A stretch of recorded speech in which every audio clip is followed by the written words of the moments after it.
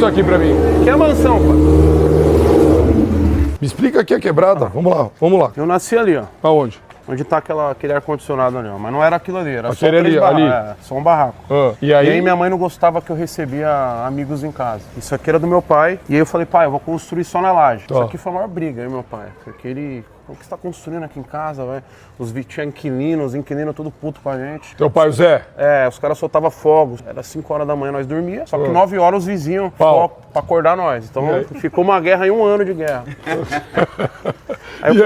Aí eu pagava o aluguel de todos, fui tirando um a um. Até que depois eu comprei do meu pai, então aí. E hoje o que você tem aqui? Tá construindo 12 casas de aluguel ali. Não, mas peraí. Primeiro então, onde você morava é teu? É, do lado também, que eu tô lado é teu. construindo. Uhum. Aqui também. Onde? Aqui? Tudo que é cinza é teu. Tudo que é cinza mesmo. Então é isso. Então olhou o cinza aqui, é do Toguro. Aqui também. Aqui ali também. E o... Eu falei a rua toda E dele. o 156? Vai ser. Vai ser Vai também? ser, tá no Falta projeto. pouco. Falta pouco.